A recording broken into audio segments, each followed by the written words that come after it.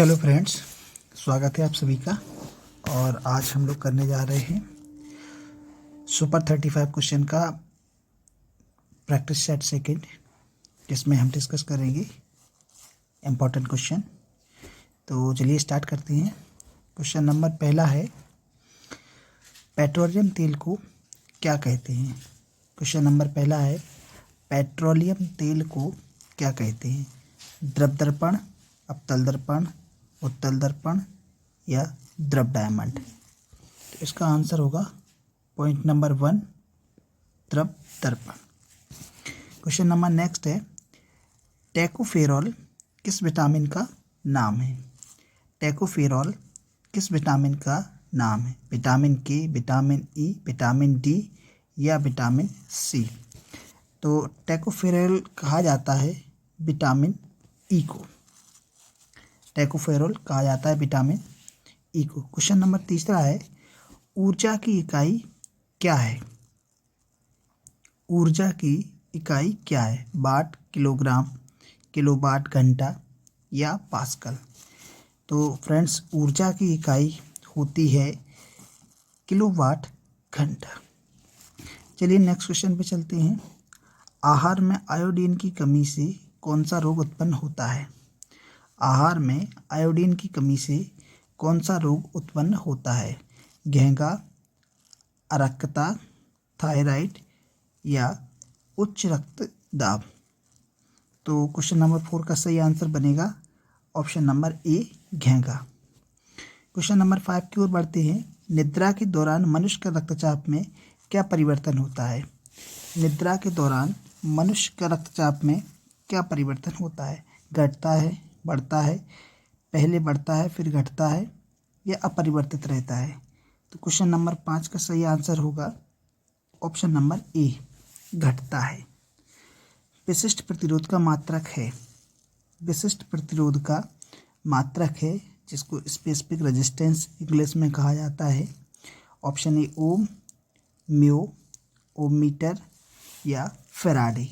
तो इसका सही आंसर होगा ohm meter, option number C. दाब बढ़ने से बर्फ के गलनांक पर क्या प्रभाव पड़ता है। दाब बढ़ने से बर्फ के गलनांक पर क्या प्रभाव पड़ता है। बढ़ता है, घटता है, न बढ़ता है न घटता है, पहले बढ़ता है फिर घटता है। तो इसका सही आंसर होगा ऑप्शन नंबर बी, घटता है। चलिए नेक्स्ट चलते हैं क्वेश्चन नंबर 8 की ओर। और अब मुझे करना है 8 से लेके 12 तक। तो पहला क्वेश्चन है, क्वेश्चन नंबर 8 है, सिरसा का रासायनिक नाम क्या है। सिरसा का सिरका का रासायनिक नाम क्या है। एसिटिक अम्ल, टार्टरिक अम्ल, फॉर्मिक अम्ल या लैक्टिक अम्ल। तो इसका सही आंसर होगा ऑप्शन नंबर ए, एसिटिक अम्ल। अवतल लेंस में हमेशा प्रतिबिंब बनता है। अवतल लेंस में हमेशा प्रतिबिंब बनता है आभासी और सीधा, वास्तविक एवं उल्टा, काल्पनिक एवं सीधा, वास्तविक एवं सीधा। तो इसका सही आंसर होगा ऑप्शन नंबर ए, आभासी एवं और सीधा।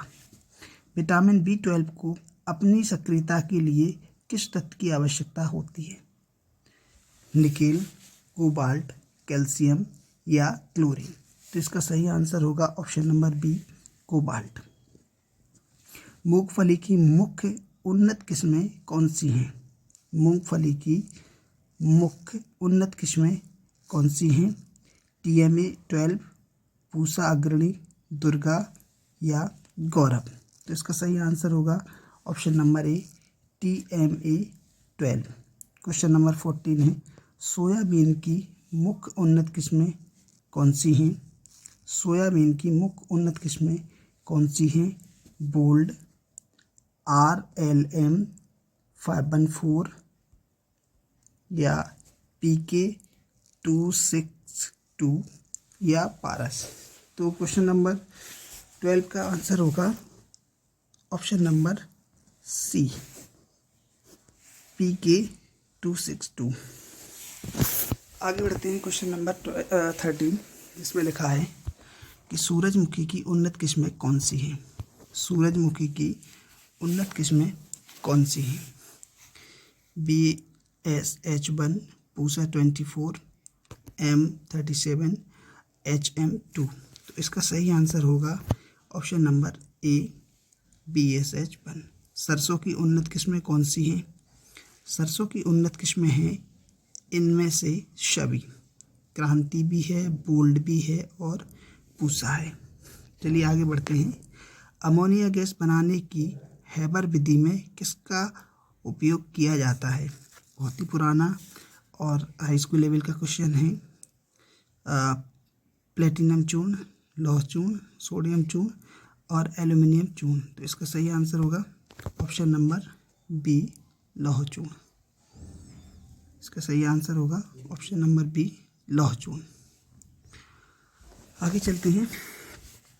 सल्फ्यूरिक अम्ल बनाने की संपर्क विधि किसका प्रयोग किया जाता है? सल्फ्यूरिक अम्ल बनाने की संपर्क विधि में किसका प्रयोग किया जाता है? तो इसका भी आंसर होगा ऑप्शन नंबर ए, प्लेटिनम चूर्ण। क्लोरीन गैस बनाने की डीकॉन विधि में किसका प्रयोग किया जाता है? क्लोरीन गैस बनाने की डीकॉन विधि में किसका प्रयोग किया जाता है? तो क्यूप्रिक क्लोराइड, निकेल, प्लेटिनम चूर्ण या सोडियम क्लोराइड। तो इसका भी आंसर होगा option number A, cupric chloride. आगे चलते हैं। एल्कोहल से ईथर बनाने की विधि में किसका प्रयोग किया जाता है?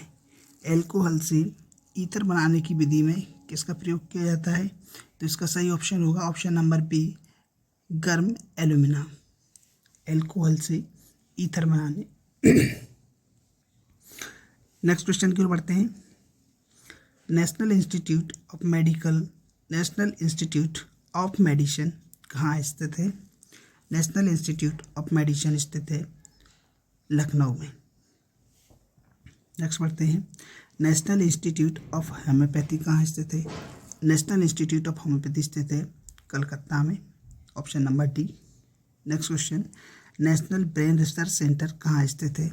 नेशनल ब्रेन रिसर्च सेंटर स्थित है गुड़गांव में। इसका सही आंसर होगा ऑप्शन नंबर बी, गुड़गांव। आगे बढ़ते हैं। Indian council of medical research कहाँ स्थित है? Indian council of medical research स्थित है न्यू दिल्ली में। इसका सही आंसर होगा ऑप्शन नंबर डी। आगे बढ़ते हैं। इंस्टीट्यूट ऑफ मेडिकल साइंस कहाँ पर स्थित है? इंस्टीट्यूट ऑफ मेडिकल साइंस स्थित है चंडीगढ़ में। इसका ऑप्शन सी सही होगा। और इसके बाद आगे बढ़ते हैं। मिथाइल ऑरेंज जब अम्लीय होते हैं तो विलयन, मिथाइल ऑरेंज जब अम्लीय होते हैं तो विलयन का रंग कैसा होता है? मिथाइल ऑरेंज जब अम्लीय होते हैं तो विलयन का रंग कैसा होता है? विलयन का रंग होता है गुलाबी। विलयन का रंग कैसा होता है? गुलाबी। लिटमस जब क्षारीय होता है तब विलयन का रंग कैसा होता है? लिटमस जब क्षारीय होता है तो विलयन का रंग कैसा होता है? तो विलयन का रंग होता है नीला। सीसा पेंसिल के निर्माण में किस तत्व का प्रयोग किया जाता है? सीसा पेंसिल के निर्माण में किस तत्व का प्रयोग किया जाता है? तो हमें सबको पता है इसमें यूज़ किया जाता है ग्रेफाइट का।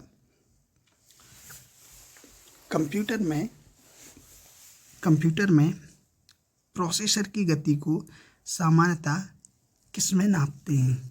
कंप्यूटर में प्रोसेसर की गति को सामान्यतः किस में मापते हैं? तो ये मापते हैं हम लोग हर्ट्ज में। दाद किससे होने वाली बीमारी है? दाद किससे होने वाली बीमारी है? तो सभी को पता है कि जनरली किससे होता है? फंगस से। दाद किससे होता है? फंगस से। ट्रिप्स और ट्रिम्स पद किससे संबंधित है? ट्रिप्स और ट्रिम्स पद किससे संबंधित है? बहुत ही इंपॉर्टेंट है। ये दोनों हैं WTO यानी कि वर्ल्ड ट्रेड ऑर्गेनाइजेशन से। मूत्र का अपसामान्य घटक कौन सा है? मूत्र का अपसामान्य घटक कौन सा है? तो इसका सही आंसर होगा, मूत्र का अपसामान्य घटक है option number D, ammonia. NIS का पूर्ण रूप है, NIS का पूर्ण रूप है national industrial sector, national Indian service, national immunization schedule या नेशनल इंश्योरेंस सर्विस। तो इसका सही आंसर होगा option number C, national immunization schedule. Snell का नियम किससे संबंधित है? स्नेल का नियम किससे संबंधित है?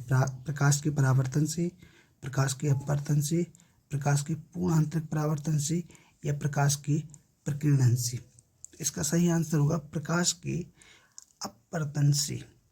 इसका सही आंसर होगा प्रकाश के अपवर्तन से। याद रखिएगा, इंपॉर्टेंट क्वेश्चन है कि स्नेल का नियम संबंधित है प्रकाश के अपवर्तन से। अगले क्वेश्चन की ओर बढ़ते हैं। साग में सबसे अधिक मात्रा में पाए जाने वाला तत्व। साग में सबसे अधिक मात्रा में पाए जाने वाला तत्व। तो देखिए, साग जो है वो एक हरी सब्जी है और इसका रंग होता है हरा। तो हरी सब्जियों में जनरली क्या प्रचुर मात्रा में पाया जाता है? वो है लोहा। अब बात करते हैं कि आईटी में बैंड विड्थ बढ़ाने के लिए किस तकनीकी का इस्तेमाल किया जाता है? लास्ट क्वेश्चन है, आईटी में बैंड विड्थ बढ़ाने के लिए किस तकनीक का इस्तेमाल किया जाता है?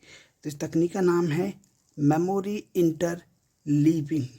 इस तकनीकी का नाम है मेमोरी इंटरलीविंग। तो दोस्तों, ये 34 क्वेश्चन थे और ये कंप्लीट होते हैं। Thank you.